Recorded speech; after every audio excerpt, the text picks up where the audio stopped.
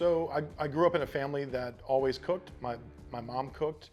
We always had people at the house. We entertained for all the holidays. American Thanksgiving is our biggest holiday. That was always like 20 or 30 people. I started cooking at 15 years old. I worked at a sandwich shop. In the mornings, I would go in and I would spiral cut hams in half with a hacksaw and then glaze them. And then in the afternoons, I would make sandwiches for that same shop. And then went on to be a dishwasher, and every job I've ever had has been in the service industry, whether it be bartending, bouncing at a door, at a bar, or cooking. It's just something I always knew I wanted to do.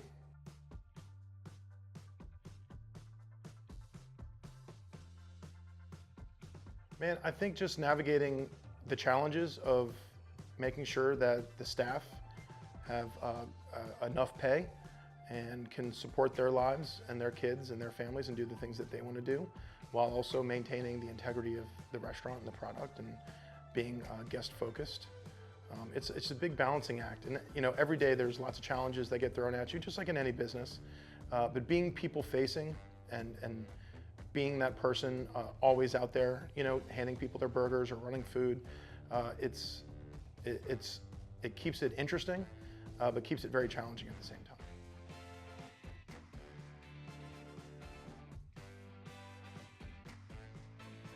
Right, so I've been eating burgers my whole life. It's the thing that I've always eaten everywhere I've ever gone. If it's on the menu, I was probably gonna order it as a kid. It's the thing I like cooking the most. My dad liked cooking them the most. We always cooked them together. I always cooked them in high school and growing up for friends, stuff like that. So I've always been, it's always been my first choice. And my career, I did lots of different types of cooking, and at the end of the day, I always came back to a cheeseburger. So when I wanted to open my own place, I didn't want something like easier, or people think that just because you do burgers, sometimes it could be easier. It's definitely not. I wanted it to be more manageable. And I wanted to do a small menu, done really, really well, with consistency on a daily basis.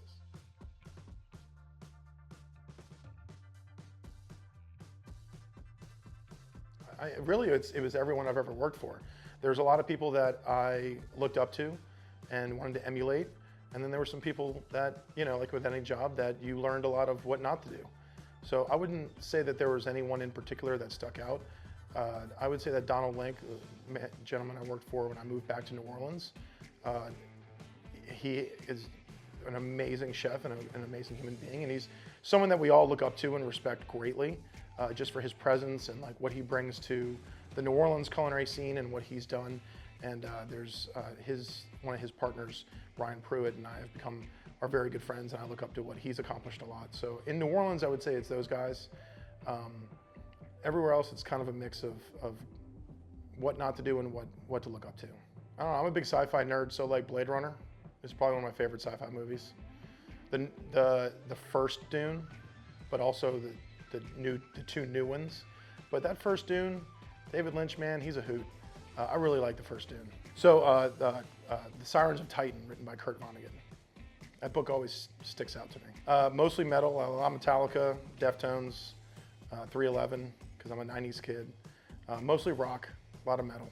Probably American cheese. It really makes a perfect burger.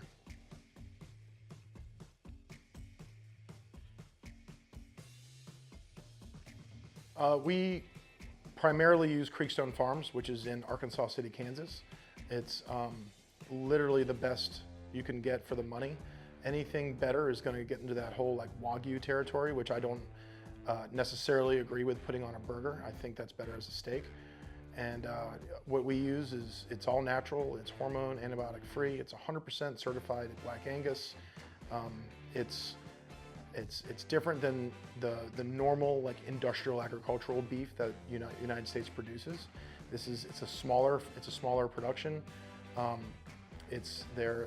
the cows are weaned with their moms on grass and then finished with a very specific finishing protocol for 180 days. So the marbling is always there. It's always consistent. It's always the same. And what we use from them is at a really great price point to where I don't have to keep raising my prices.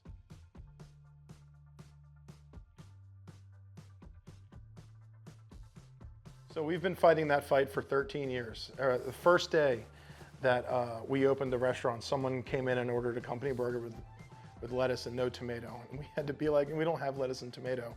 And that's just because the classic American cheeseburger, the one that we emulate and that we use as our guiding force, didn't have it. That wasn't a thing on burgers until really like the fast food industry, like post-World War II, highway expansionism in America with, you know, being able to pull off the interstate and get a burger at McDonald's or a Burger King or one of those places. Like that postdates where we look to draw inspiration from cheeseburgers. So and honestly, for our particular burger, it doesn't belong on it. It's not needed. What you get lettuce and tomato wise in the States kind of sucks unless it's the summer and tomatoes are in season. So in June, when in Louisiana we have a thing called Creole tomatoes, when those are in season and ripe, we will do those for a certain amount of time, and that's about it. Other than that, it's not that I hate lettuce and tomato or have anything against it, just for us, it doesn't belong on what we do.